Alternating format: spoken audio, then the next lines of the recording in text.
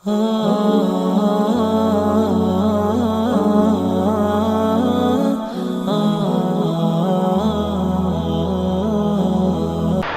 علیکم ورحمۃ اللہ وبرکاتہ۔ بسم اللہ الرحمن الرحیم۔ الحمد للہ رب العالمین والصلاة والسلام علی سید الانبیاء والمرسلین۔ لا الہ الا اللہ الحلیم الکریم، سبحان اللہ رب العرش العظیم، الحمد للہ رب العالمین۔ قال اللہ تبارک و تعالی فی کلامہ المجید والفرقان الحمید، فاعوذ باللہ من الشیطان الرجیم، بسم اللہ الرحمن الرحیم۔ ان الذین لا یرجون لقاءنا ورضوا بالحیاة الدنیا واطمأنوا بها والذین هم عن آیاتنا غافلون اولئک مأواہم النار۔ صدق اللہ العظیم۔ قال النبی صلی اللہ علیہ وسلم اتقوا النار ولو بشق تمرہ، او کما قال علیہ الصلاۃ والسلام۔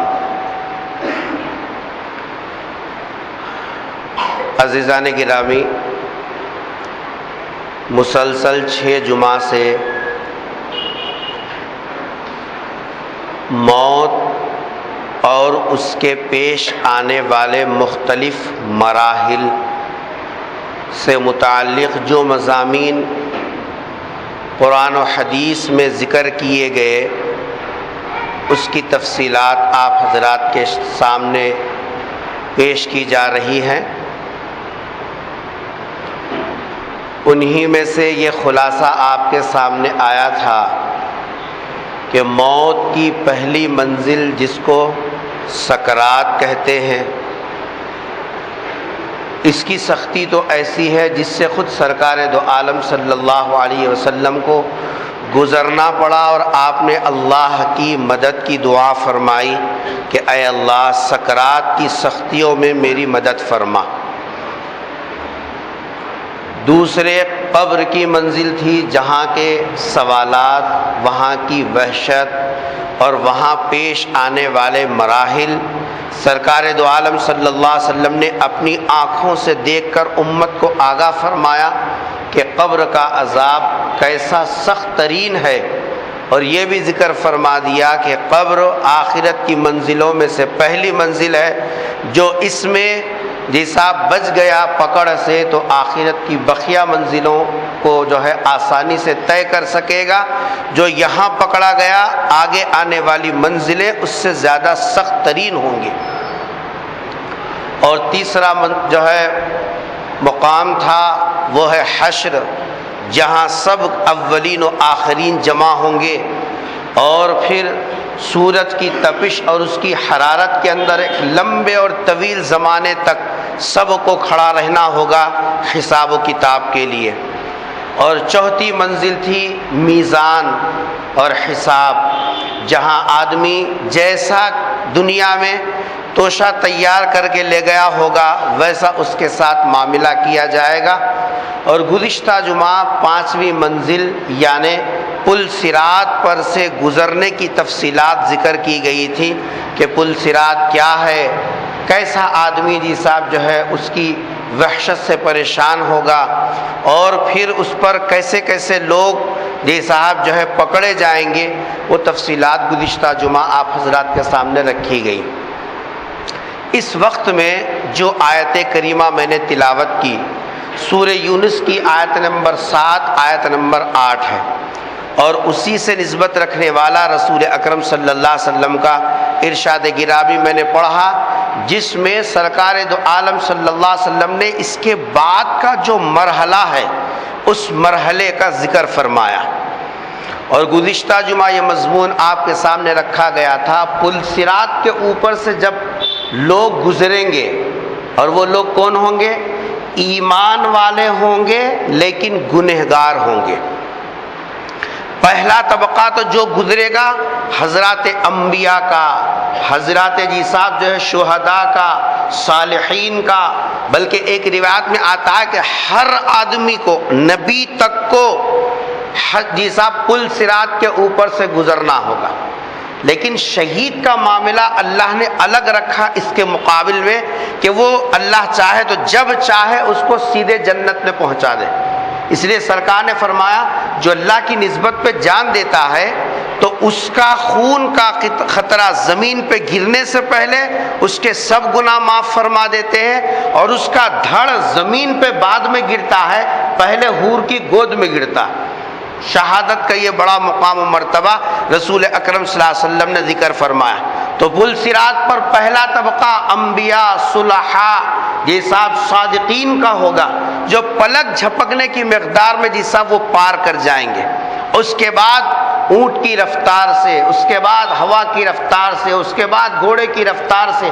حدیث میں فرمایا سب سے آخر میں گزرنے والا آدمی، اس کی کیفیت حدیث میں یہ ذکر فرمائی، وہ ایسا تڑپتا پھنستا نکلتا پہنچے گا جیسے کوئی آدمی ندی کو ادھر سے ادھر کنارے جانا چاہے اور اس کے لیے جی صاحب ایک برج ہو لیکن آدمی چل نہ سکے، ایک پائپ ہو جی صاحب، ایک رسی ہو، تو جیسے یہ ہاتھ سے پکڑ کے یہ ہاتھ کو چھوڑتا، یہ ہاتھ کو پکڑتا، یہ ہاتھ کو چھوڑتا، جی صاحب جیسی پریشانی سے آدمی وہ پل عبور کرتا ہے۔ فرمایا دوزخی سب سے آخر میں گزرنے والا گنہگار جو پل صراط کے اوپر سے گزرے گا، یہ سب اتنی پریشانیوں کے ساتھ ہاتھوں سے پیروں سے لٹک کے جہاں ہاتھ رکھے گا اس کا ایک مطالبہ کرنے والا اس کو پکڑ لے گا، ایسے گزرے گا۔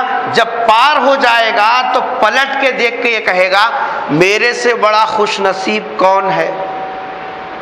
حالانکہ اس سے پہلے تو وہ طبقے بھی گزرے جو صرف پلک جھپکنے کی مقدار میں چلے گئے، ہوا کی رفتار میں چلے گئے، اونٹ کی رفتار میں چلے گئے، گھوڑے کی رفتار میں چلے گئے، بجلی کی سکون کی طریقے سے چلے گئے، لیکن یہ کیا بول رہا پلٹ کے، میرے سے بڑا بھی کوئی خوش نصیب ہوگا جس کو اللہ نے یہ پل اتنی آسانی کے ساتھ مجھے پار کرا دیا۔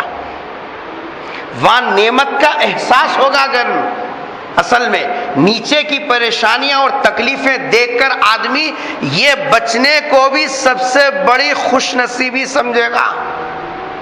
بچ جانا کوئی معمولی بات نہیں ہے۔ یہ جو پل صراط کے اوپر سے گزرتے ہوئے اعمال کے بقدر آدمی گناہوں کے بقدر کٹ کے گریں گے، اس کا نام کیا ہے؟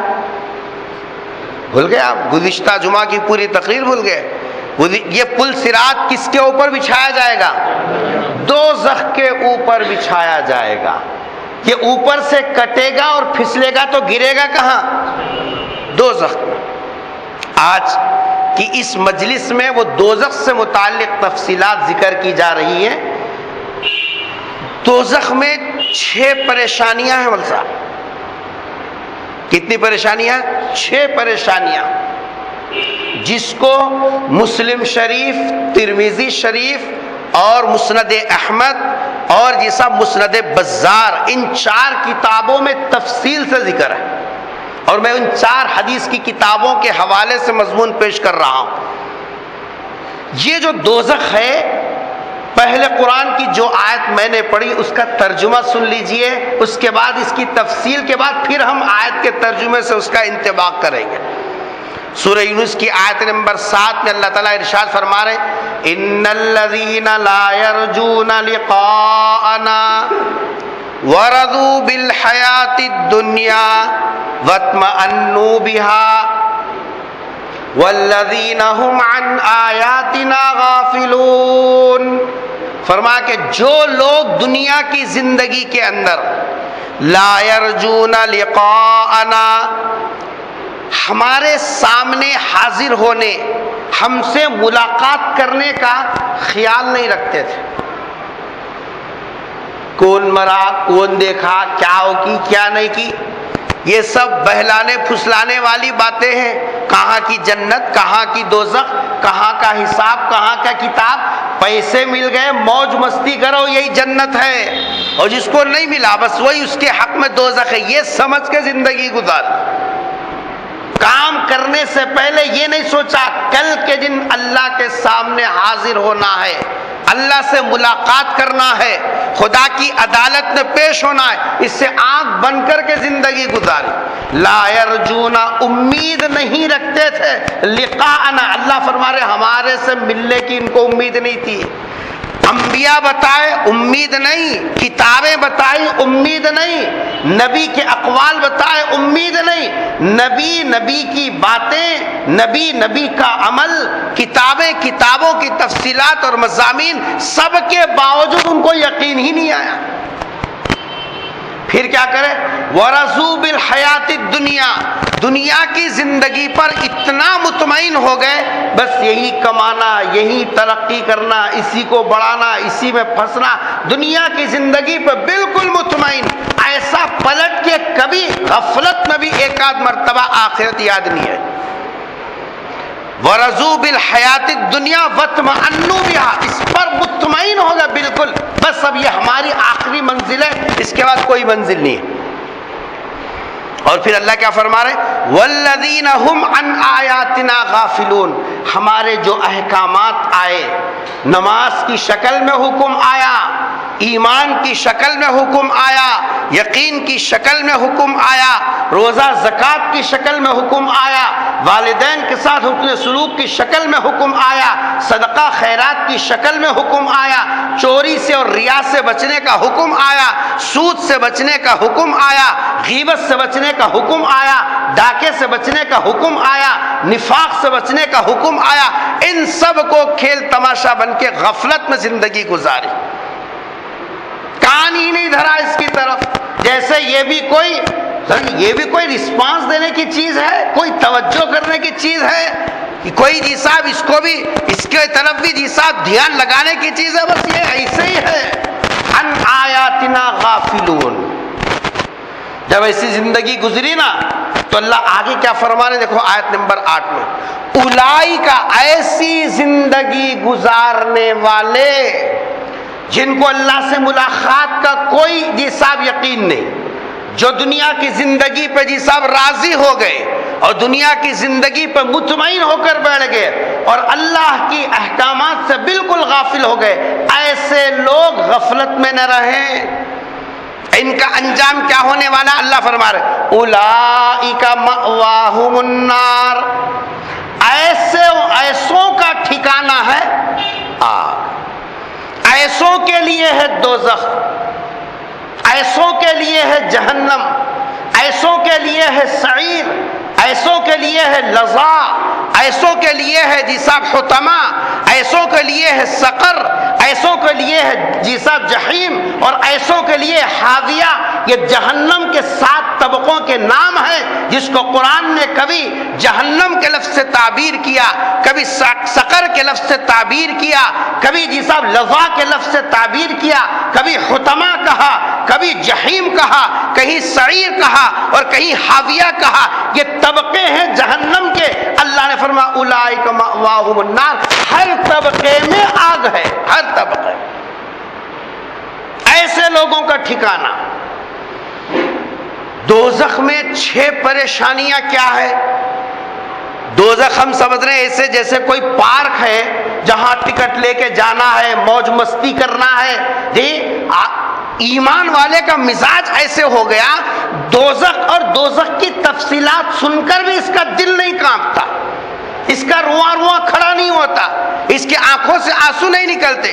یہ ایسے سنتا ہے جیسے کہ جی صاحب کوئی باغیچے کے اندر گیا، اس کے درختوں کی خوبصورتی، اس کے دیواروں کی خوبصورتی، اس کے نقش و نگار کی تفصیلات جیسے دل لبھتا ہے اور من لگتا ہے، ویسے یہ تفصیلات کو سنتا ہے۔ جبکہ ایک مرتبہ سرکار دو عالم صلی اللہ علیہ وسلم نے حضرات صحابہ کے درمیان میں بیٹھ کر آخرت کی تفصیلات ذکر کی تو کہتے ہیں کہ ذرفت منہ العیون وجلت منہ القلوب، آنکھیں ہماری پانی برسانا شروع کر دی، دل کانپنا شروع ہو گیا۔ صحابہ نے عرض کیا کہ اللہ کے رسول، آپ نے ایسی وصیت فرمائی اور ایسی بات ارشاد فرمائی کہ جی صاحب جو ہے جیسے کوئی دنیا سے جانے والا آدمی ذکر کرتا۔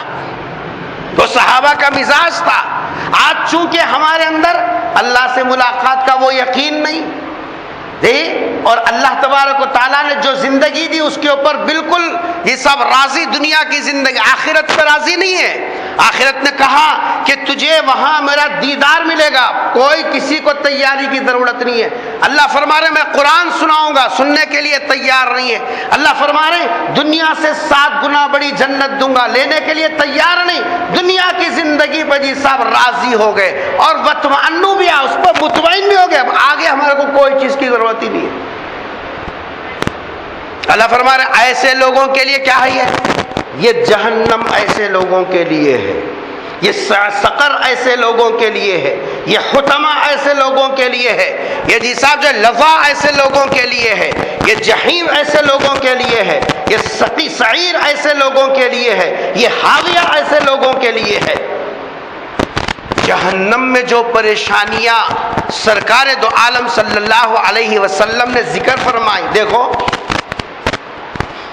بیان کرنے والا 2 طریقے کا ہوتا،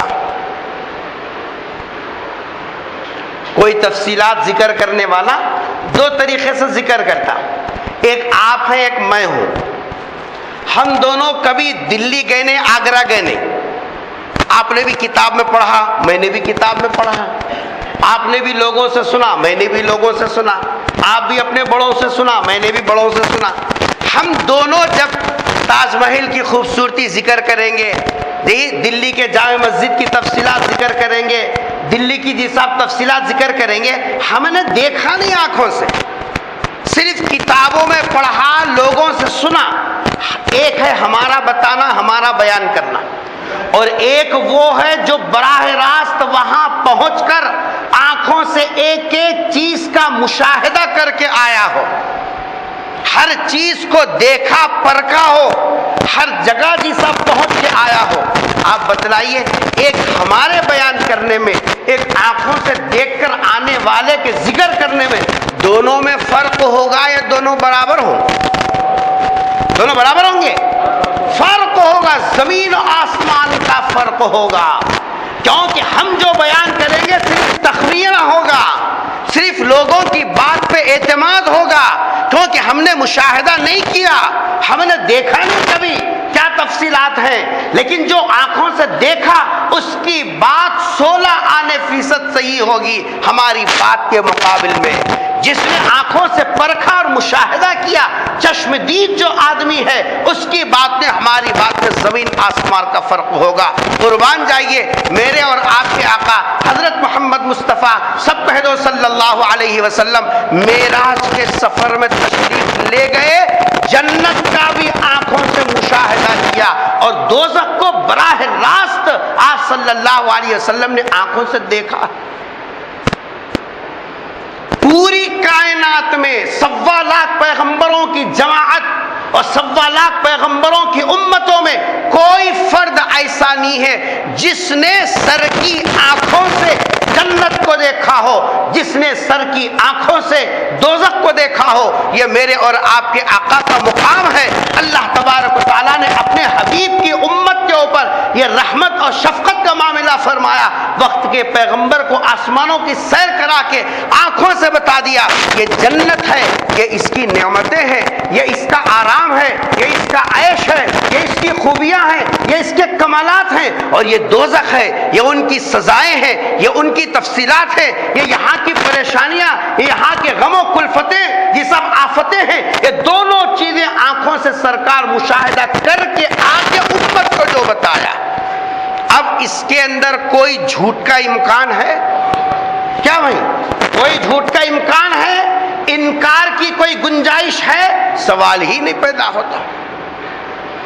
جو انکار کرے گا وہ اپنے ایمان کی خیر منائے۔ یہ چشمدید گواہ آقا اور مولا حضرت محمد مصطفیٰ صلی اللہ علیہ وسلم آنکھوں سے دیکھ کر آئے ہیں۔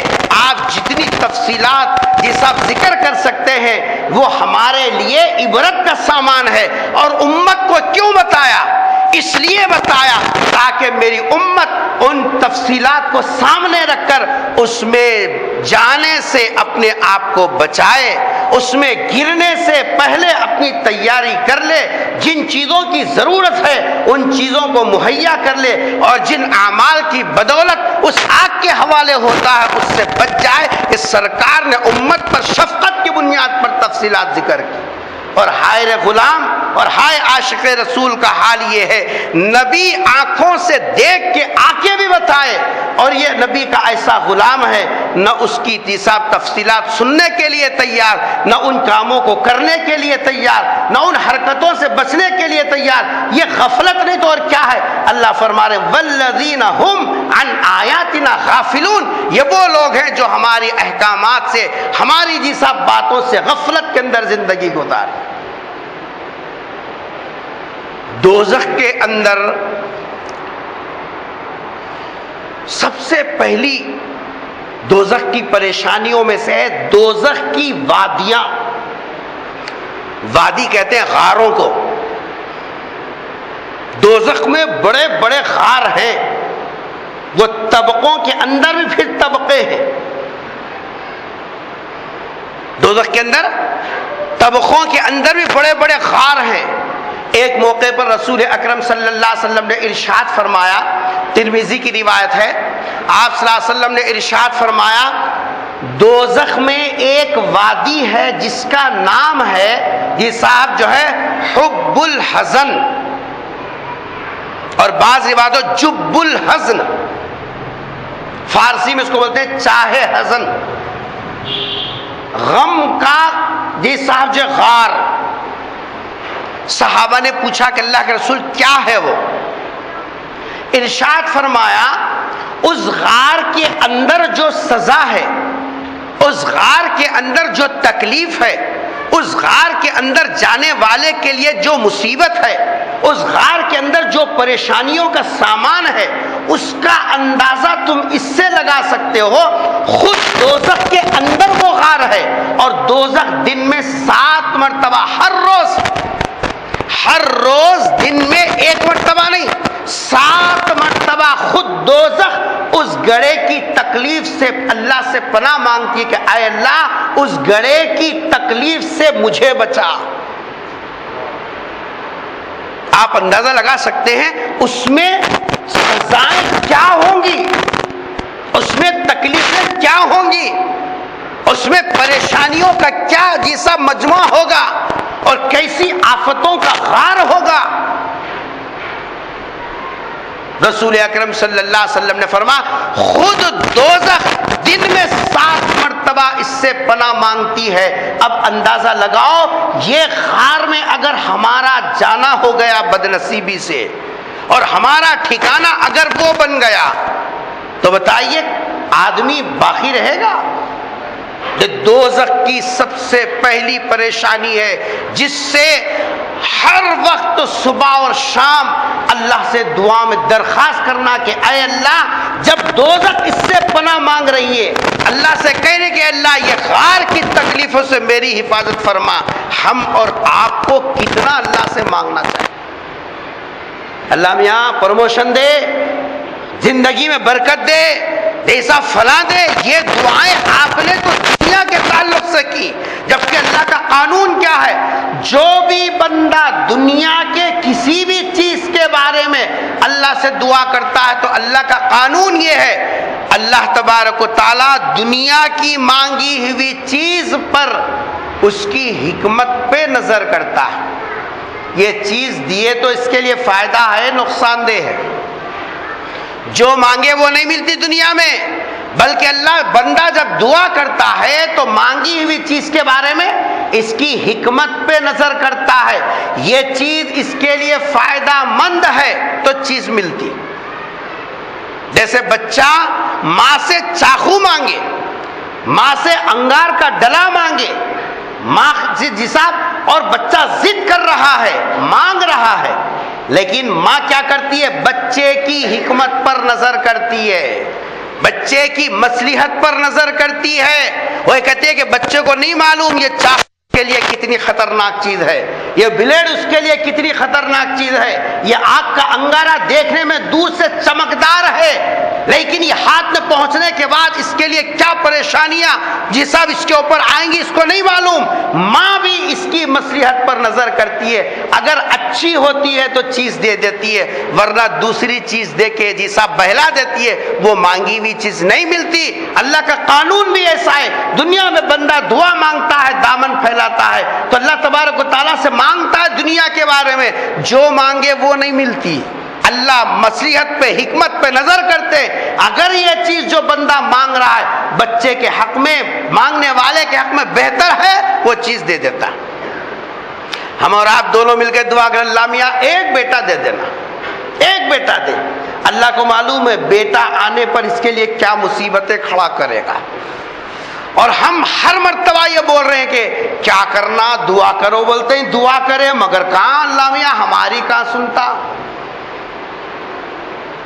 اللہ ہماری کہاں سنتا، ارے سنتا سب کی ہے۔ قرآن نے اعلان کیا اجیب دعوت الداعی اذا دعان، مانگنے والا جب مانگتا ہے، دامن پھیلانے والا دامن پھیلاتا ہے، جھولی پھیلا کے میرے سامنے آ جاتا ہے، اذا دعان جب وہ مجھے پکارتا ہے میں اس کا جواب دیتا ہوں، میں اس کی دعا کو قبول ضرور کرتا ہوں، لیکن مصلحت پر حکمت پر نظر کر کے جو فائدے کی چیز ہے وہ دیتا ہوں، ورنہ مانگی چیز نہیں دیتا۔ اور آخرت کے بارے میں، مرنے کے بعد کی زندگی کے بارے میں اللہ کا اعلان اور قانون ہے، جو بھی مانگو، جنت سے بچنے کی دعا مانگو، جنت میں جانے کی دعا مانگو، دوزخ سے بچنے کی دعا مانگو، حشر کی پریشانیوں سے بچنے کی دعا مانگو، حوض کوثر پہ جام کے ملنے کی دعا مانگو، پل صراط پہ آسانی سے گزرنے کی دعا مانگو، اللہ کا دیدار مانگو، خدا سے قرآن سننے کا شرف مانگو، جو بھی مانگو گے اللہ کا اعلان ہے جو مانگو وہ دوں گا، جو مانگو وہ دوں گا، یہ اللہ کا جیسا قانون ہے۔ دوزخ جب خود 7 مرتبہ دن میں پناہ مانگ رہی ہے تو ہم کو کتنا اللہ سے مانگنا چاہیے اس سے بچنے کے واسطے۔ لیکن ذرا گریبان میں منہ ڈال کے سوچ دیکھیں، ہم نے کبھی اس کے لیے اللہ سے دعا مانگی؟ نہ۔ تو کیا لا یرجون لقاءنا، اللہ سے ملاقات کی امید ہے ہی نہیں، وہ یقین ہی نہیں ہے، وہ عقیدہ ہی نہیں ہے، وہ مزاج ہی نہیں بنا کہ مرنے کے بعد بھی ایک زندگی آنے والی ہے۔ تو جہنم کی پہلی پریشانی کیا ہے؟ وہاں کے غار، وہاں کی وادیاں، وہاں کے جی صاحب جو ہے یہ مصیبتوں والے گڑھے، جس کے سلسلے میں سرکار نے فرمایا کہ یہ ایسے گڑھے ہیں جس سے خود جہنم دن میں اللہ سے پناہ مانگتی ہے۔ دوسری چیز جو رسول اکرم صلی اللہ علیہ وسلم نے ارشاد فرمائی، دوزخ کے اندر اس کی گہرائی ہے، دوزخ کی گہرائی۔ مسجد نبوی میں ایک مرتبہ حضرات صحابہ کرام سرکار دو عالم صلی اللہ علیہ وسلم کے ساتھ بیٹھے ہوئے، حضرات صحابہ کا مزاج یہ تھا کہ نبی کو چھوڑتے نہیں تھے، ساتھ ساتھ رہتے تھے۔ اللہ کی صحبت، آدمی کو جی صاحب صحبت سے بہت سی وہ چیزیں مل جاتی ہے جو کتابوں سے نہیں ملا کرتی۔ لوگوں کو صحبت آج تک سمجھ میں نہیں آئی، اور وہ یہ سمجھ رہے ہیں کہ جی صاحب یہ سب ایسے ہی باتیں ہیں۔ آدمی صرف صحبت سے ایسا بن کے نکھر کے نکلتا ہے، اس کی قیمت دنیا میں بھی لگتی ہے، آخرت میں لگتی ہے۔ ایک مثال میں آپ کو دوں، مرغی کو دیکھا، مرغی اب تو پالنے کا رواج ختم ہو گیا، جن گھروں میں مرغیاں پالی جاتی ہیں، مرغی جب انڈے دیتی ہے تو اس کو کھڑک بٹھانا بولتے ہیں۔ کھڑک بٹھانا تو سمجھے کیا سمجھتے ہیں کیا نہیں؟ انڈوں کے اوپر مرغی کو بٹھاتے۔ کتنے دن بیٹھتی معلوم؟ 21 دن۔ کیا جی؟ 21 دن پورا مسلسل بیٹھتی ہوں نا، گئے بھی تو پرا اٹھا کے بھوکنے آ جاتی انہیں ہرتی نے 21 دن برابر کھڑک بیٹھتی اس کے اوپر۔ یہ انڈوں کو مرغی کی جب صحبت ملتی ہے، اللہ نے ہر چیز میں ہمارے لیے سبق رکھا. انڈوں کو جب مرغی کی یہ صحبت 21 دن تک ملتی ہے، پھر انڈے میں چوزا بنتا ہے اور 21 دن کے بعد وہ پھوڑ کے باہر نکلتا ہے. دیکھ کس کی صحبت انڈے کو ملی؟ بولنا بابا. مرغی کی صحبت میں یہ انڈا رہا.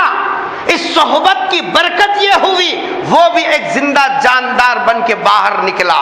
اور یہی مرغی کو تم 5 منٹ بٹھاؤ ہکال لو، 5 منٹ بٹھاؤ باہر ہکال لو، 2 دن بٹھاؤ 3 دن مت بٹھاؤ، یہ صاحب یہ انڈے گندے تو ہو جائیں گے، یہ انڈوں سے چوزے نکل نہیں سکتے. کیا خیال ہے؟ انڈے گندے تو ہو جائیں گے لیکن چوزے نہیں نکلتے، کیونکہ ان انڈوں کو مرغی کی جو صحبت ملنا چاہیے وہ صحبت نصیب نہیں ہوئی. ایک انڈا جب صحبت میں رہ کر یہ صاحب چوزا بن سکتا ہے، ایک انسان کی صحبت میں رہ کے کیا کیمیا نہیں بن سکتا؟ اس لیے تو اللہ نے فرمایا جو ہے کونو مع الصادقین، اللہ والوں کی صحبت میں رہو، متقیوں کی صحبت میں رہو، یہ تقوی تمہارے اندر بھی منتقل ہوگا. جیسے جاندار مرغی بے جان انڈے جب اس کے ساتھ میں رہتے ہیں اس کے اندر بھی جان منتقل ہو جاتی ہے. تمہارا ایمان، تمہارا یقین، تمہارا جیسا اعتماد اللہ کی ذات کے اوپر وہ کمزور ہے. تم مضبوط ایمان والے کے ساتھ اور مضبوط یقین والے کی صحبت میں بیٹھو، تمہارے اندر بھی وہ چیزیں برابر سرایت کر جائیں. یہ صحبت ہے. صحبت آج بدوں کی صحبت میں رہنے کا تو مزاج ہے، نیک لوگوں کی صحبت سے ایسی وحشت ہے جیسے کہ کوئی آدمی جی صاحب جو ہے کسی درندے سے بھاگتا. حضرات صحابہ کرام نبی کی صحبت کو تلاش کیا کرتے تھے. صحابہ کے ساتھ بیٹھے ہوئے ہیں، فجر کے بعد کا وقت ہے، اچانک زوردار دھماکے کی آواز ہوئی. صحابہ کرام آگے پیچھے پلٹ کے دیکھنے لگے کیا ہوا. سرکار دو عالم صلی اللہ علیہ وسلم نے ان کے چہروں کی وحشت اور گھبراہٹ کو محسوس کیا اور فرمایا پتا بھی ہے تم نے کچھ سنا؟ کہ اللہ کے رسول ہم نے بھی آواز سنی، زبردست دھماکے کی آواز آئی. فرمایا پتا ہے وہ دھماکہ کہے کا ہے؟ کہے کا دھماکہ ہے؟ کہ اللہ کے اس کے رسول ہی بہتر جانتے ہیں.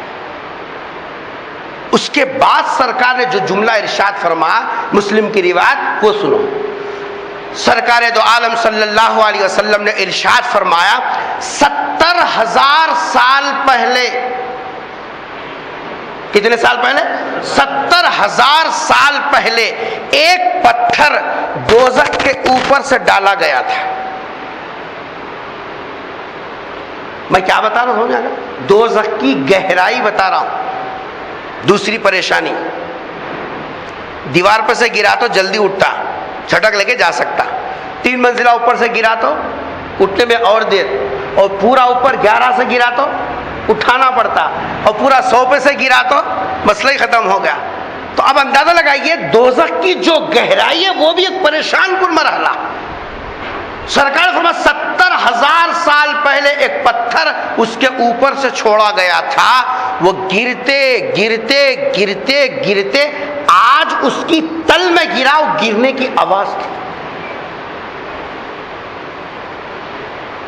اب یہ کتنی گہری ہے اندازہ لگائیے. جتنی گہرائی میں پہنچنے میں 70,000 برس لگے، وہاں سے نکلنے میں کتنا وقت لگے گا آپ سوچئے. یہ دوزخ کی گہرائی ہے جو انسان کے لیے پریشان کن ہے. 4 فٹ گڑھے کے اندر جانے کے لیے آدمی کو 10 مرتبہ سوچنا پڑتا. 10 ٹارچ لے لیتا، اس کے اندر روشنی نہیں ہے.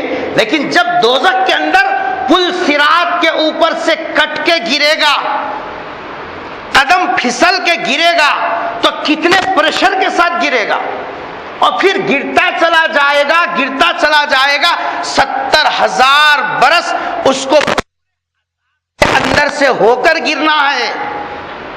ایسا نہیں کہ جی صاحب آزو بازو پھول ہیں، خوشبو ہے، اسپرے مارا جا رہا ہے، بڑے اطمینان اور سکون سے ایسا نہیں جیسے کہ پلین اٹھا تو 36,000 فٹ بلندی کے اوپر پلین چل رہا، آدمی کو پتہ ہی نہیں چلتا، کیونکہ وہ آرام اسی میں بیٹھا، اس کو کیا پریشانی ہے۔ لیکن یہ تو اتنی اوپر سے گر رہا ہے، ایک تو نیچے کی ہیبت اور آگ کے لپیٹے، یہ صاحب 70,000 برس کے بعد وہ جیسا پتھر نیچے گرا، یہ گہرائی ہے دوزخ کی، اندازہ لگاؤ کوئی آدمی اس میں گرنے کے بعد بچ بھی سکے گا؟ سرکار نے امت کو آگاہ کیا، جس دوزخ کے تعلق سے تم غفلت میں پڑے ہوئے ہو، اس دوزخ کی گہرائی کا یہ حال ہے۔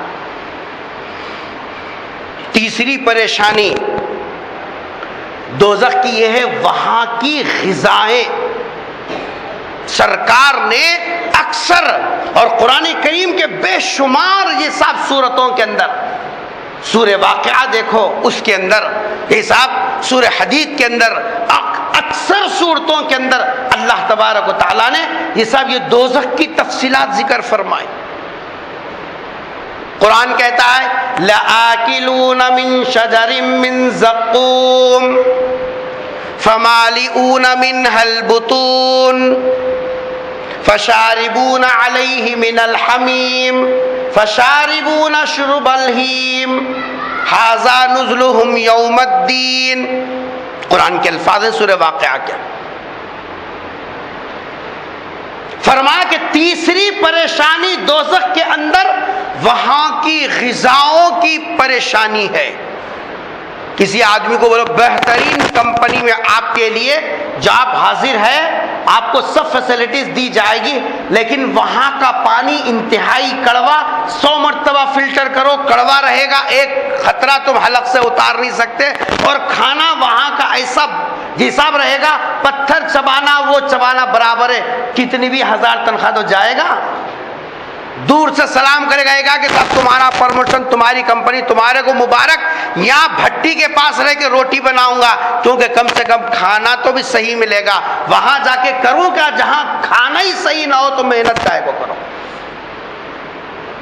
اللہ فرما رہے ہیں یہ جو لوگ لا یرجون لقاءنا ورضوا بالحیات الدنیا واطمأنوا بها والذین هم عن آیاتنا غافلون، ایسے لوگوں کو دوزخ میں جو غذا دی جائے گی، اللہ کیا فرما رہے ہیں لآکلون، ان لوگوں کا کھانا، من شجر من زقوم، زقوم کا پھل دیا جائے گا۔ زقوم کا پھل کیا ہے؟ سرکار دو عالم صلی اللہ علیہ وسلم نے ارشاد فرمایا کہ جی صاحب جو ہے کانٹوں دار پھل ہوگا، کانٹوں دار پھل۔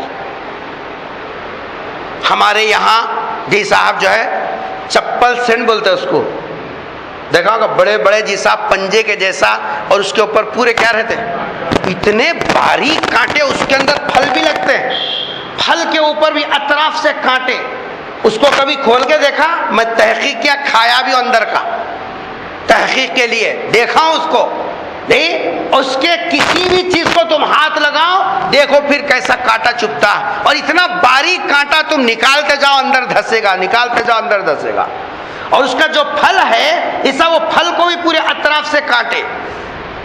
ہم پڑھنے کے زمانے 2 چپل ہاتھ میں پکڑ کے اس کو توڑتے تھے کھینچ کے کہ دیکھیں اس کی کانٹوں کا کیا حال ہے، اور پتھر سے جب مارتے تھے اندر سے بالکل گلابی رنگ کا جی صاحب اندر سے مغز نکلتا، اگرچہ کہ میٹھا ہوتا ہے، لیکن اللہ نے اس کے اطراف میں جو لگا دیا کانٹے کانٹے ہی کانٹے۔ فرمایا کہ جی صاحب یہ دوزخی کو جو غذا دی جائے گی، یہ زقوم کا پھل اس کو دیا جائے گا، بھوک کی شدت کی وجہ سے۔ اور جی صاحب جب یہ کھانا مانگے گا اللہ سے، اللہ کھانا بھوک لگ رہی ہے، فرمایا کہ اس کو یہ درخت کا پھل دیا جائے گا جو بھوک کی شدت میں اندر ڈالے حلق میں پھنسے گا۔ موٹی سخت روٹی جو باسی روٹی ہے وہ روٹی حلق سے اتارنا مشکل ہے، ذرا چاول کنی میں رہ گیا، دم ہونے میں تھوڑا سا باقی رہ گیا تو وہ چاول ہمارا پیٹ ہضم نہیں کر سکتا، اور حلق سے اتارتے ہوئے 10 مرتبہ بیوی کو گالیاں دیتے، پکانے نہیں آتا میرے گلے پڑ گئی، وہاں کیا کرے گا جب دوزخ میں گرے گا؟ ابھی بتائیں گے ہم آپ کو آگے، یہ جو بیویوں کے ساتھ بدخلقی ہے، بد اخلاقی ہے، ان لوگوں کے لیے کیا کیا حالتیں آنے والی ہے۔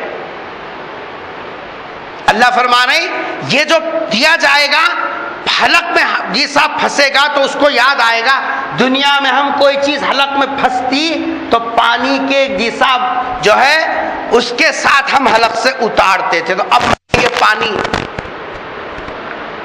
قرآن کہہ رہا وَشَارِبُونَ شُرْبَ الْحِیمِ، پانی ایک تو ان کو دیا جائے گا، کھانے کے ساتھ جو پانی دیا جائے گا فرما کھولتا ہوا پانی، کھولتا ہوا پانی۔ حمیم کہتے ہیں انتہائی درجے کی حرارت والا پانی، انتہائی۔ کیسا دیں گے؟ مسند بزار کی روایت اٹھا کے دیکھو، دوزخ کے بڑے بڑے جو چمٹے ہوں گے، بگونا گرم ہوگا تو کس سے پکڑیں گے؟ چمٹے سے پکڑ دینا۔ بڑے بڑے دوزخ میں گرم کیے ہوئے چمٹے، اس چمٹوں سے جی صاحب وہ پکڑ کے پانی ان کے قریب کریں گے۔ گرم سبل جو بھٹی میں ڈال کے لال کرا لوہار، اس کو ذرا قریب رکھ لیے تو کیا حال ہوتا، کتنی دور سے حرارت آتی۔ یہ چمٹے بھی دوزخ میں جی صاحب گرم کیے ہوئے، جب یہ پانی قریب کریں گے اس کی حرارت سے اس کا ہونٹ سوج کے جی صاحب ناف تک گرے گا اور اوپر کا ہونٹ سوج کے پیشانی پر پہنچ جائے گا، صرف چمٹے کی حرارت سے۔ تو پانی کا کیا حال ہوگا، اللہم احفظنا منہ۔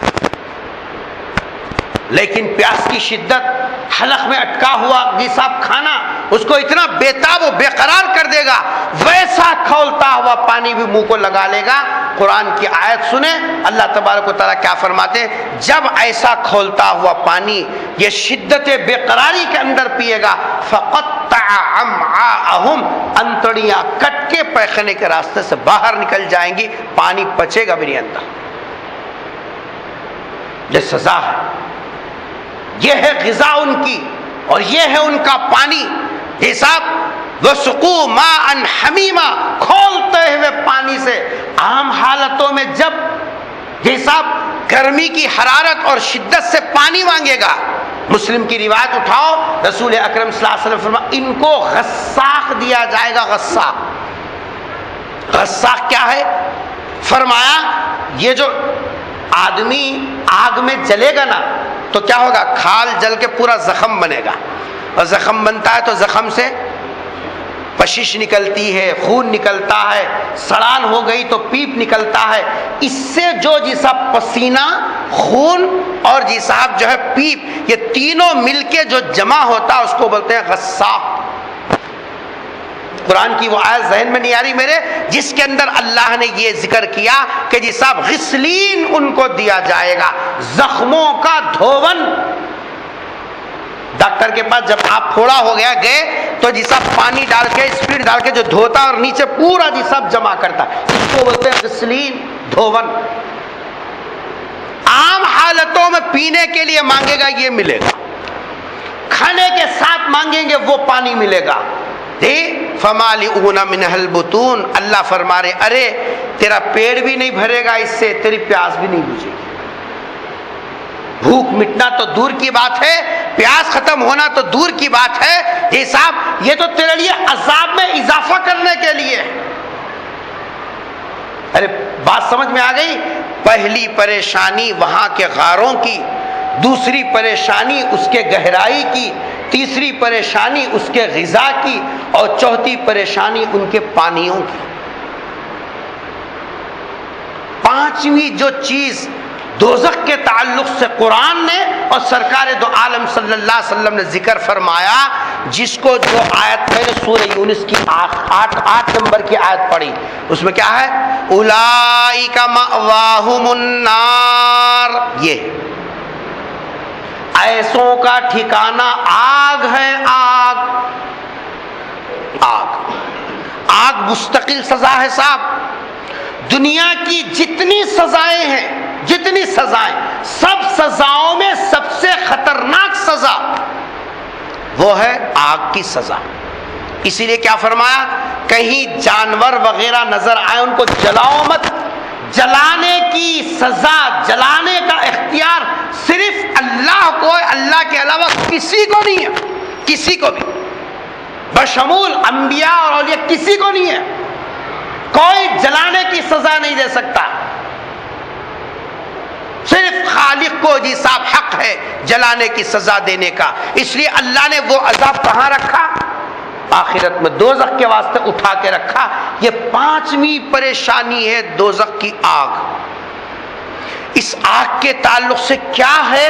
حدیث سنیے، سرکار دو عالم صلی اللہ علیہ وسلم نے ارشاد فرمایا، دوزخ کی دنیا کی جو آگ ہے نا، اگر آخرت کی آگ کا تصور کرنا چاہے تو فرمایا دوزخ کی آگ کا ذرا حرارت کو برداشت کر کے تو دیکھ، جبکہ دنیا میں جو آگ انسانوں کے کام کے لیے دی گئی ہے، دوزخ کی آگ کو 70 مرتبہ رحمت کے پانی سے، خالی پانی سے نہیں، رحمت کے پانی سے 70 مرتبہ گزارا گیا۔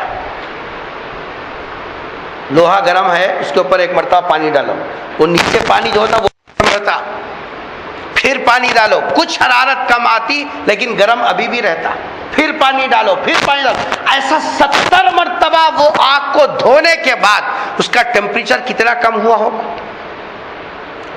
وہ آگ دنیا والوں کو دی گئی کہ تم اس سے اپنا پکانا کھلانا یہ سب کام نکالو۔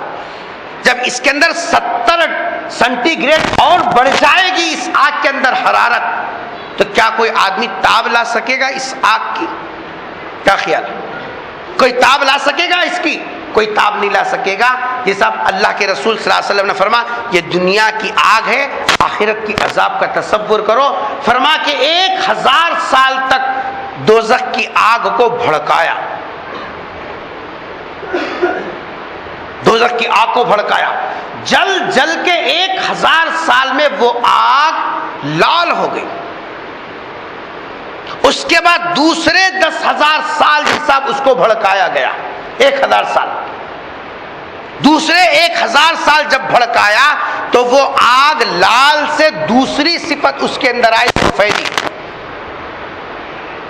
اس کے بعد فرما پھر اور 1000 سال تیسری مرتبہ بھڑکایا گیا، تو اب وہ کالی، بالکل کالی آگ بن کے ہے۔ یہ 3 مرحلوں سے گزری ہے آگ، پہلے لال تھی، دوسری مرتبہ دہکایا تو سفید بنی، اور تیسری مرتبہ دہکایا گیا 1000 سال کے وقفے سے، تو جی صاحب وہ کیسی بنی؟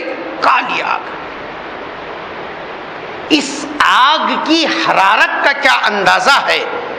اب اندازہ لگائی، اس آگ میں پکنے والے پانی کا یہ حال، تو پھر خود اس آگ کا کیا حال ہوگا؟ قرآن کی آیت اس کو بتا رہی ہے، کلما نضجت جلودہم بدلناہم جلودا غیرہا لیذوقوا العذاب۔ دوزخی جب دوزخ میں اس آگ میں ڈالا جائے گا، آگ میں ڈالتے ہی اس کی کھال جلے گی، گوشت جلے گا، ہڈیوں میں سے گوشت ایسے پگھل کے نکلے گا کہ جی صاحب جو ہے جیسے کہ کوئی مادہ ہے جو جی صاحب جو ہے کسی بگونے کے اندر جی صاحب جو ہے پکایا گیا۔ حدیث میں سرکار دو عالم صلی اللہ علیہ وسلم نے ارشاد فرما، دوزخ کی کم سے کم سزا کا اگر تم اندازہ لگانا چاہو تو فرمایا کہ وہ کم سے کم سزا ہے، آگ کے جوتے اس کو پہنائے جائیں گے، اس کی تپش اور اس کی حرارت سے اس کا ناک پگھل کے ناک سے ایسے نکلے گا جیسے کہ ناک سے پانی نکلتا ہے۔ یہ دوزخ کی آگ کی حرارت ہے۔ فرمایا جب جب یہ کھال جلے گا، آگ لگتے ہی کھال اور گوشت جل جائیں گے۔ اللہ فرما رہے گوشت بھی جل گیا، کھال بھی جل گیا، اب کس کو جلاتی؟ آگ۔ فرمایا نہیں، یہی عذاب ختم نہیں ہوا، کیونکہ تم نے لا یرجون لقاءنا ورضوا بالحیات الدنیا واطمأنوا بها والذین هم عن آیاتنا غافلون۔ یہ 4 ہے تمہارے اندر، تو 4 خرابیاں تھی، 4 بیماریاں تھی، اب تم کو چھوڑنے کا معاملہ کیسا؟ فرمایا کہ جی صاحب کھال جلے گی، پھر اللہ نئی کھال پیدا کریں گے۔ کلما جب عربی کے اندر مسلسل کسی کام کو تسلسل کے ساتھ ذکر کرنے کے لیے پوری عربی گرامر کے اندر کلما کا لفظ، اس سے آگے کوئی لفظ نہیں ہے، اس سے آگے کوئی لفظ نہیں ہے۔ قرآن نے وہ لفظ استعمال کیا یہاں، کلما، جب، اسی لیے اس کا ترجمہ ڈبل کرتے، خالی جب نہیں بولتے، جب کے لیے اس کا لفظ آتا ہے، اور جب بولنا ہے تو کلما کا لفظ فرما رہے کلما، کیا ترجمہ کریں گے؟ جب جب، جتنی مرتبہ، صبح ہو شام ہو جب جب یہ کھال جلے گی، گوشت جلے گا، بدلناہم جلودا، ہم اس کی فوراً دوسری کھال پھر سے پیدا کر دیں گے تاکہ اس کے عذاب میں برقراری رہے، اس کو اس کی ان غلطیوں کا جیسا خمیازہ یہ بھگتتے رہے۔ یہ آگ کا عذاب ہے، یہ آگ کے شعلے ہیں، یہ آگ کی لپکیں ہیں جو اللہ تبارک و تعالیٰ جی صاحب دوزخ کے اندر رکھے۔ سب سزاؤں میں سب سے بڑی سزا یہ ہوگی، یہ 5ویں پریشانی ہے دوزخ کی۔ پہلی غار، دوسری گہرائی، تیسرے غذا، چوتھے پانی، اور 5ویں آگ۔ چھٹی پریشانی سنو، دوزخ کے اندر 6واں جو رکھا گیا عذاب وہ ہے جو حدیث میں ذکر کیا گیا، دوزخ کے سانپ اور بچھو۔ یہ الگ سزا ہے صاحب، یہ وہی ایک ہی سزا نہیں ہے لین سے۔ قرآن و حدیث میں اللہ کے رسول نے جو تفصیلات ذکر کی، یہ الگ سے مستقل سزائیں ہیں۔ یہ آگ مستقل سزا، گرم پانی مستقل سزا، زقوم مستقل سزا، گہرائی مستقل سزا، یہ سب مستقل سزائیں ہیں۔ یہ 6ٹھی سزا کیا ہے؟ اس کے سانپ اور بچھو۔ سرکار دو عالم صلی اللہ علیہ وسلم نے ارشاد فرمایا، مسند احمد کی روایت، وہاں کے سانپ کے جو پھن ہوں گے، ان کا جو سر ہوگا جیسے اونٹ کا جیسا سر ہوتا ہے، اونٹ کی گردن کتنی لمبی، پھر اس کے بعد اس کا منہ جیسا ہوتا ہے، وہاں کے سانپوں کا وہ حال ہے۔ تصور کر سکتے؟ معمولی 2 انچ موٹا سانپ اگر نظر آ جائے نا، کسی کو کاٹے نہیں، خالی نظر آ جائے تو پیشاب خطا ہو جاتا صاحب۔ اچھے جگر رکھنے والے یہ سب کانپنا شروع کر دیتے، رستہ بھول جاتے وہاں سے گزرنے کا، خالی نظر پڑی۔ اور تصور کرو جب وہ ہمارے اوپر آ جائے اور ڈسنے لگے، سرکار نے فرمایا ایک اژدہا اگر ایک مرتبہ اس دنیا کی زمین پر اپنا پھن مارا، ایک مرتبہ، اس کے زہر کا اندازہ سرکار نے امتیوں کو سمجھایا کہ تم سمجھو وہ کتنے زہریلے ہیں۔ بعض سانپ زہریلے نہیں ہوتے، کاٹے بھی تو کوئی فرق نہیں پڑتا، بعض اتنے زہریلے ہوتے، سانپ پھن مارنے کے بعد سانپ پہلے ہٹا یا آدمی پہلے مرا پتہ نہیں چلتا، اتنی سرعت کے ساتھ اس کا اثر کرتا۔ اور جو زہر جتنا تیز ہوتا نا، درد کی لہریں اتنی، اس کی ٹھیسیں اور اس کی لہریں اتنی زیادہ ہوتی ہیں۔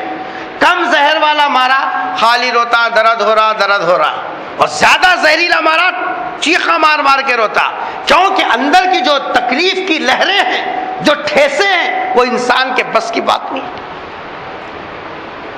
سرکار نے اس کا اندازہ بتانے کے لیے فرمایا اگر ایک جو ہے دوزخ کا سانپ، ایک سانپ اس دنیا کی زمین پر اگر ایک مرتبہ اپنا پھن مارا تو اس کے زہر کا اندازہ لگاؤ، پوری دنیا میں کہیں بھی ہریالی نظر نہیں آئے گی، پوری دنیا میں، مشرق مغرب شمال جنوب، اس کا جتنا خطہ ہے پوری دنیا کا کل رقبہ جتنا بھی جیسا بھی اسکوائر فٹ میں ہے، سب میں کہیں ہریالی نام کی چیز نظر نہیں آئے گی، صرف ایک مرتبہ پھن مارے تو جب یہ پھن آدمی کے جسم پہ مارے گا، اس کے جسم کو کاٹے گا، ان کے جبڑوں کو پکڑے گا تو کیا حال ہے۔ اور حدیث میں سرکار دو عالم صلی اللہ علیہ وسلم نے ارشاد فرما بچھو بھی سانپ کے ساتھ جوڑ دیے گئے صاحب۔ یہ ہم کبھی کسی موقع پہ بتائیں گے، اب موقع نہیں ہے کہ عذاب میں سانپ کے ساتھ بچھو کو کیوں جوڑا گیا، وہ کسی موقع پہ بتائیں گے۔ سانپ یہ حال ہے اور بچھو، سرکار نے ارشاد فرمایا دوزخ کے بچھوؤں کا حال جیسے خچر ہوتے ہیں نا، خچر، نہ گدھے کی نسل نہ گھوڑے کی نسل، بیچ میں خچروں جیسی جسامت رکھنے والے بچھو ہوں گے دوزخ کے اندر۔ بچ سکتا؟ اتنا چھوٹا لال بچھو اگر ڈنک مارا پھر دیکھو کیا حال ہے. اور آج مزے سے گناہ کر رہا، مزے سے شراب کا باٹل لگا تو مزے سے، بدنظی کر رہا تو مزے سے، چوری کر رہا مزے سے، ڈاکہ ڈال رہا مزے سے، ظلم کر رہا بے فکر. اللہ کے رسول فرما رہے ہیں ان کے لیے اولئک مأواہم النار، یہ غفلت والی زندگی ان کے لیے یہ. اور فرما کے جی صاحب یہ دونوں سانپ کا اور بچھو کا عذاب کس کو ہوگا؟ سانپ اور بچھو کا عذاب کن لوگوں کو ہوگا؟ فرمایا حدیث میں رسول اکرم صلی اللہ علیہ وسلم نے جن میں 3 خرابیاں ہوں گی، جن میں 3 خرابیاں ہوں گی، سانپ کا عذاب اور بچھوؤں کا عذاب ان 3 قسم کے لوگوں کو دیا جائے گا. 6 چیزیں تو سمجھ میں آ گئی نا. ایک تو دوزخ کے غاروں کی پریشانی، دوسرے اس کی گہرائی، تیسرے اس کی غذا، چوتھے اس کا پانی، پانچویں اس کی آگ، اور چھٹا اس کے سانپ اور بچھو.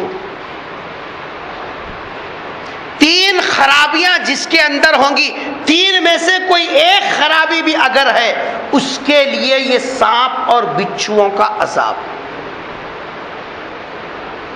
فرمایا حدیث میں سرکار دو عالم صلی اللہ علیہ وسلم نے، ایک ہے کنجوسی، بخل. کیا ہے؟ اللہ کا دیا ہوا مال اللہ کی نسبت پہ خرچ نہیں کرنا. اگر مقدار کو پہنچ گیا زکوٰۃ نہیں دینا، اگر مقدار کو نہیں پہنچا صدقہ خیرات نہیں کرنا. ایسے لوگوں کے لیے، ایسا مال جمع کر کر کے رکھنے والوں کے لیے فرمایا کہ جی صاحب اس کو کیا عذاب دیا جائے گا؟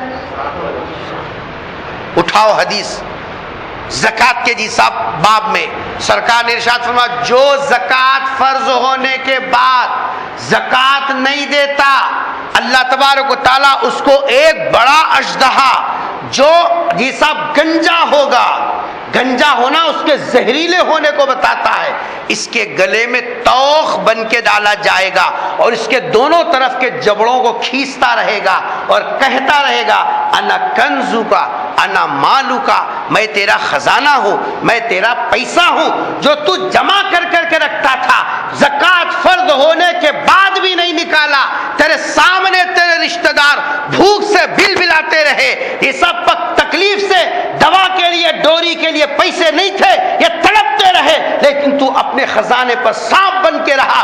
ان غریب لوگوں کا ذرا خیال نہیں کیا، نہ فرض ادا کیا زکوٰۃ کی شکل میں، نہ صدقہ خیرات کی شکل میں اللہ کی نسبت پہ نکالا. اللہ تبارک و تعالیٰ اس کے مال کو سانپ بنا کر اس کے گلے میں ڈالیں گے جو اس سے انتقام لیں گے. آج زکوٰۃ لوگوں پر بار نظر آ رہی ہے، کنجوسی کو فن سمجھا جا رہا ہے. اگر کوئی آئے مطالبہ لے کر، دیکھیں گے بعد میں ذرا سوچیں گے تھوڑے کاما ہے، وہ ہونے کے بعد میں خود تمہارے کو بلاتا ہوں، تم بار بار نکو آؤ. سگا بھائی بول کے بہن آ رہی، بچی کی شادی ہے، دیتا ہوں گے کہاں جاتا ہوں، وہ پریشان کرتی ہے کیوں؟ سبحان اللہ. میرا پیسہ ہے کیا؟ میرے قرض کہیں کو آتی ہے؟ بھان بیوہ ہے معلوم ہے، بچے یتیم ہیں معلوم ہے، ضرورت مند ہے معلوم ہے، خود تو جی صاحب جو اس کے اوپر قابض بن کے بیٹھا، اللہ کا دیا ہوا مال اپنے رشتہ داروں میں خرچ نہیں کرتا. کنجوسی جی صاحب اس کے اندر، اپنے جی صاحب جو ہے ملنے جلنے والوں پہ خرچ نہیں کرتا، کنجوسی اس کے اندر. میرے آقا نے فرمایا صلی اللہ علیہ وسلم یہ سانپ اور بچھوؤں کی سزا ان لوگوں کو دی جائے گی جن کے اندر بخل تھا، نہ زکوٰۃ ادا کرتے نہ صدقہ خیرات کے قریب جاتے. زکوٰۃ ادا نہ کرنے کے اور وبال ہے وہ الگ ہے مسئلہ، لیکن سانپ بچھو کی سزائیں خصوصاً ان کو دی جائیں گی جو مال کا حق ادا نہیں کرتے. دوسری خرابی سرکار نے ارشاد فرما بد اخلاقی. سنو ذرا، استری کر کے کپڑے پہن لینا اخلاق نہیں ہے، ٹائی فائی لگا لینا کمال نہیں ہے، جیسا پالش کے بوٹاں پہننا اخلاق نہیں ہے، جھک کے سلام کرنا اخلاق و شائستگی کے ساتھ بڑوں کا اکرام کرنا، چھوٹوں کے ساتھ شفقت سے پیش آنا، علماء کا اکرام کرنا، یہ حدیث میں رسول اکرم صلی اللہ علیہ وسلم نے ارشاد فرمایا من لم یرحم صغیرنا ولم یؤخر کبیرنا فلیس منا۔ بد اخلاقی، بد تہذیبی، جس کے اخلاق بگڑے ہوئے ہوں ان کے لیے یہ سانپ اور بچھو ہیں۔ کیوں؟ اخلاق بگڑتے ہیں، زبان ان کنٹرول ہو جاتی ہے، ایل فیل کس سے بکتا ہے؟ زبان ہی سے۔ بد اخلاقی، آج ایرے خیرے تو ایرے خیرے ہیں، باپ سے صحیح بات کرنے کے لیے تیار نہیں ہے۔ 6 فٹ کی داڑھی رکھا، پہلی صف میں نماز پڑھتا، جیسا مسجد کی صدارت کے لیے لڑنے واسطے شرم نہیں آتی، باپ کے ساتھ سلوک صحیح نہیں ہے۔ تیرے حج تیرے عمرے کسی کام کے نہیں ہے، اللہ کے پاس یہ پوچھو گی باپ سے بات کرنے کا سلیقہ کیا تھا؟ قرآن نے کہا وَلَا تَقُلْ لَهُمَا اُفْ، جھڑکی کا لہجہ بھی نہیں ہونا باپ سے بات کرتے وقت میں۔ تمہارے کسی لہجے سے اگر اس کے دل کو ٹھیس پہنچے تیرے پورے اعمال غارت ہے۔ اور بیوی کے ساتھ کیا سلوک ہے؟ سبحان اللہ، چنے سو ماں باپ کے ساتھ تو وہ رویہ ہے، اور بد اخلاقی کی انتہا یہ ہے، بد تہذیبی کی، سفاری پہن کے یہ صاحب جو ہے ٹائی لگا کے استری کر کے اس کو سمجھ رہے کمال۔ ارے جاہل، کمال وہ نہیں ہے، کمال یہ ہے ماں باپ کا ادب پر، کمال یہ ہے بیوی کے ساتھ تیرا لب و لہجہ صحیح ہو، یہ پیر کی جوتی نہیں ہے، یہ اللہ نے تیری زندگی کے اندر سکون کے واسطے تیرا جوڑا نصیب کیا، بیوی کے ساتھ تیرے بات کرنے کا لہجہ بھی صحیح ہونا۔ قسم کھا کے بولو، آج نمازیں تو الحمدللہ پڑھ رہے ہیں، روزہ اور صدقہ زکات تو برابر دے رہے ہیں، بیوی کے ساتھ جاری آری اماں کی بہن کی یہ نسبتوں کے ساتھ بیوی کو یاد کرتا، باہر آ کے ڈینگے مار رہا، معتبری کی باتیں کر رہا، چورستے میں کھڑے کے مائک لگا کے نعرے لگا رہا مر گئے یا رسول اللہ۔ کیا سرکار نے بیویوں کے ساتھ یہ تہذیب سکھلائی؟ امت کو یہ نمونہ دیا کہ بیویوں کے ساتھ ایسے بات کرو؟ میرے آقا کا تو اصول یہ تھا، گھر میں جاتے بیوی کو شوہر ہونے کے باوجود پہلے سلام فرماتا، اور امت کو بتا دیا تمہارا نبی بیویوں کا یہ دیساب ادب و احترام کرتا ہے، جو محمد کا غلام ہوگا نبی کی سنت کو زندہ کرے گا۔ کہاں ہے آج؟ جو بد تہذیبی، بد اخلاقی جس کے اندر ہوگی اس کو سزا کہے کی ہوگی؟ سانپ اور بچھوؤں کی سزائیں بد تہذیبی، بد اخلاقی کی بیماری والوں کے لیے۔ اور تیسری خرابی جس کو حدیث میں رسول اکرم صلی اللہ علیہ وسلم نے ارشاد فرمایا کہ جی صاحب جو ہے مخلوق کو ستانا، اللہ کی مخلوق کو ستانا۔ بازو والوں کو سے لڑ لیے، ان کو جی صاحب گالی دے دیے، ان کا گھڑا پھوڑ دیے، جی صاحب ان کے گھر کے ٹینا اڑا دیے، جی ان کے گھر کا کرنٹ نکال دیے، جی صاحب ان کی زمین پہ قبضہ کر لیے، جی صاحب محنت کرا کے مزدوری نہیں دیے، یہ مخلوق کو ستانا۔ دیکھ لیتا ہوں بیٹا تیرا بول کے جی صاحب کسی مسئلے میں پھنسا دینا۔ آج اللہ معاف کرے، آج ہم جیسے دینداری کا ڈھونگ رچانے والے لوگوں کا بھی حال یہ ہو گیا، ذرا کچھ مسئلہ ہو گیا لگ جا کے سیدھا ڈوری کیس میں پھنسا کے آ کے اللہ اکبر سبحان اللہ۔ ہاں ہماری باتیں کڑوی ضرور ہیں، ڈوری کیس میں پھنسا ظالم، تجھے اتنے خاندان کے لوگوں کو پریشان کرنے کا تجھے حق تھا؟ کیا ہے بچی کو کام لگاتے ہیں لوگ، ہماری بچی کو چپے دھو بولتے، ہماری بچی کو گھر جھاڑو بولتے۔ ارے تیری بیٹی کی حیثیت کیا؟ جا کے دیکھ سرکار دو عالم صلی اللہ علیہ وسلم کی سب سے چہیتی بیٹی حضرت فاطمہ رضی اللہ تعالیٰ عنہا نبی کی خدمت میں پہنچی ہے، نبی کریم صلی اللہ علیہ وسلم نے پوچھا بیٹی کیوں آنا ہوا؟ فرماتی ہے اللہ کے حساب ابا جان چکی پیستے پیستے میرے ہاتھوں میں گٹھے آ گئے، مشکیزہ اٹھاتے اٹھاتے میرے جسم پہ چھالے آ گئے اور میں گھر میں جھاڑو دیتے دیتے میرے کپڑے میلے ہو گئے. آپ کے پاس خادم آئے تھے, علی نے کہا تھا کہ جا کر ایک خادم مانگ کے لانا, اس لیے آئی تھی لیکن مردوں کا مجموعہ تھا, میں بول نہیں سکی. 1.25 لاکھ پیغمبروں کے سردار کی بیٹی شوہر کے گھر میں چکی پیس رہی ہو, شوہر کے گھر کو جھاڑو دے رہی ہو, شوہر کے گھر میں مشکیزہ اٹھا رہی ہو. ہماری بیٹیاں حضرت فاطمہ سے بڑھ گئی. بیٹیوں کو کھلانا پلانا کپڑے اڑانا یہ ذمہ داری نہیں ہے, شوہر داری سکھانا یہ اصل میں ذمہ داری ہے ہماری. بیٹیوں کو بتاؤ کہ شوہر کی خدمت میں تیری جنت ہے. کیا فرمایا میرے آقا نے, سرکار دو عالم صلی اللہ علیہ وسلم, سب کہہ دو صلی اللہ علیہ وسلم, میرے آقا نے فرمایا جس عورت کا انتقال اس حال میں ہوا اس کا شوہر اس سے راضی تھا, میں جنت سے زیادہ کسی بدلے پہ راضی نہیں ہوں گا. یہ میرے آقا کا اعلان ہے. آقا کے اعلان کے بعد ہم اپنی بچیوں کے ساتھ ایسا سلوک کریں. شوہر کی خدمت کرنا تو فرض عین ہے, خوش نصیبی ہے, خوش نصیبی.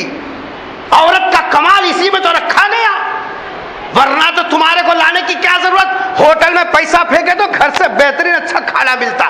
ہوٹل جی صاحب گھر سے زیادہ سکون لاڈجگوں میں ملتا, وہاں جا کے رہ سکتا تھا. لیکن نبی نے کیا فرمایا, گھر گھرداری کر, اسی پریشانی میں رہتے رہا. دونوں کو بھی بتلا دیا آپس میں حقوق ادا کرو, جنت کو پالو. سماج اور سوسائٹی کے یہ حقوق ہیں. آج ہم یہ سب چھوٹی چھوٹی معمولی باتوں کے اوپر, یہ چھوٹے چھوٹے مسائل کو لے کر یہ اس طریقے کے جو ادھر سے ڈوری کیس ڈال دیا, ادھر پنچایت بٹھا دیا, کیا طریقہ ہے یہ؟ یہ کوئی اسلامی سوسائٹی اور سماج ہے یہ جس پر سرکار دو عالم صلی اللہ علیہ وسلم نے ہم کو اپنا عملی نمونہ پیش کیا؟ یہ ہے. یہ تیسری خرابی, ایذائے مخلوق, اللہ کی مخلوق کو ستانا, چاہے پڑوس ہو, چاہے جی صاحب جو ہے سسرالی رشتہ دار ہو, چاہے میکے کے رشتہ دار ہو, چاہے جی صاحب اڑوس پڑوس ہو, اہل محلہ ہو, کسی بھی آدمی کو بحیثیت انسان اس کو نہیں ستانا. ہمارا مذہب کسی کو ستانے کی اجازت نہیں دیتا. کسی کو ختم کرنا قتل کرنا تو دور کی بات ہے, ہمارے مذہب میں کسی کو ستانے کی گنجائش نہیں ہے. سرکار نے فرمایا مسلمان ہی نہیں جس کے زبان و ہاتھ سے دوسروں کو تکلیف پہنچے, جو ستا رہے وہ اپنے عمل کے ذمہ دار ہے, اسلام کے نمائندے نہیں ہے وہ. اب دیکھیے قرآن کی آیت, سورہ یونس کی آیت نمبر 7, کیا فرما رہے, ان الذین لا یرجون لقاءنا, جو لوگ ایسی زندگی گزار رہے ہیں آخرت کا کچھ بھی خیال نہیں, ورضوا بالحیات الدنیا, دنیا کی زندگی پر راضی ہو گئے, آخرت کی کوئی فکر نہیں, واطمأنوا بها, اور اس پر مطمئن ہو کر بیٹھ گئے, والذین هم عن آیاتنا غافلون, اللہ کے یہ جو احکامات ہیں, بخل کو چھوڑو, خدا کا حکم ہے, یہ شریعت کا حکم ہے, مخلوق کے ساتھ حسن سلوک کرو, کسی کو تکلیف نہ دو. ان سب والذین هم عن آیاتنا غافلون, ہمارے شریعت کے احکامات سے یہ صاحب جو غافل ہیں, ایسوں کا ٹھکانہ اولئک مأواہم النار, کون کٹ کے گرے گا, یہ گرے گا. آگے اللہ فرما رہے جزاء بما کانوا یکسبون, کیا برا بدلہ ہے ان کے کرتوتوں کا جو ان کو دیا جا رہا ہے. میرے بزرگوں اور دوستو, یہ مرحلے آنا طے ہے, اللہ کا کلام کہہ رہا. دنیا کا کوئی بڑے سے بڑا فلسفی بھی کہتا ہم یقین نہیں کرتے, لیکن اللہ کی کتاب کہے اور ہم جی صاحب اس کو سچا تسلیم نہ کریں, پھر ہمارا ایمان کیا. اس لیے آج سانسیں ہیں, جو جی صاحب زندگی کی رمق باقی ہے, اس سے پہلے کہ ہمارا حساب شروع ہو جائے, جی صاحب تو جو ہے حاسبوا قبل ان تحاسبوا, اپنا حساب شروع ہونے سے پہلے ہم اپنے اعمال کا حساب لے کر ان کاموں سے بچیں جن سے جی صاحب آدمی دوزخ میں حوالے ہوتا ہے, اور ان کاموں کو کرنے کی فکر کرے جن سے اللہ کا قرب نصیب ہوتا ہے. اسی لیے سرکار نے فرمایا اتقوا النار ولو بشق تمرہ, اگر تم اس آگ سے بچنا چاہو, اللہ کے غضب کی جگہ ہے, خدا کے قہر کی جگہ ہے, خدا کے باغیوں کو ڈال کے ان سے انتقام لینے کی جگہ یہ آگ ہے. اس سے بچنا چاہو صدقہ کرو اگرچہ کہ کھجور کی گٹلی ہی کیوں نہ ہو. دعا فرمائیے اللہ تعالی ہم سب کو جو ہے آخرت کی پریشانیوں سے ہماری حفاظت فرمائے. اے اللہ ہمارے حال پر رحم فرما دیجیے. اے اللہ ہماری حال پر رحم فرما دیجئے. اے اللہ ہماری غفلت کے پردے کو چاک فرما دیجئے. اے اللہ آخرت کی فکروں کو اے اللہ ہمارا اوڑھنا بچھونا بنا دیجئے. اے اللہ جنت کو ترجیح دینا ہمارے لیے آسان فرما دیجئے. دوزخ سے بچنا ہمارے لیے آسان فرما دیجئے. جنت والے کاموں پر استقامت نصیب فرمائیے. تیری رضا والے کاموں پر استقامت نصیب فرمائیے. اے اللہ تیری نافرمانیوں سے تیری بغاوت سے ہماری نسلوں کی حفاظت فرما دیجئے. اے اللہ آخرت کے یقین کے استحضار کے ساتھ زندگی گزارنے کی توفیق نصیب فرمائیے. ایمان و یقین میں اللہ مضبوطی نصیب فرمائیے. اعمال میں اخلاص نصیب فرمائیے. ہر قسم کی آفتوں سے مصیبتوں سے پریشانیوں سے دنیا کی پریشانیوں اور آخرت کی پریشانیوں سے اللہ ہم سب کی حفاظت فرما دیجئے. اے اللہ بچانے والی ذات آپ کی ہے مولا. آپ ہی جب جلانے پہ آ جائے, آپ ہی سزا دینے پہ آ جائے, آپ ہی کھولتا ہوا پانی پلانے پہ آ جائے, آپ ہی کانٹوں دار درخت کھلانے پہ آ جائے تو وہ اللہ ہمارے ساتھ رحم کا معاملہ کون کرنے والا ہے مولا. اے اللہ ہماری کمزوری پر رحم فرما دیجئے. اے اللہ ان سزاؤں سے ہماری حفاظت فرما دیجئے. اے اللہ آخرت کی پکڑ سے ہماری حفاظت فرما دیجئے. اے اللہ جو کچھ ہوا اے اللہ اس پر سچے دل سے توبہ کرتے ہیں مولا.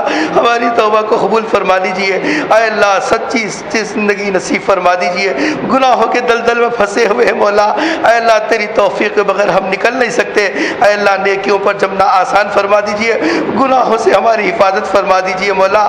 ہمارا دل اے اللہ گناہوں کی کس کر اس میں لت پت ہے مولا. اے اللہ کبھی تو ہمارے دل پر رحم فرما دیجئے.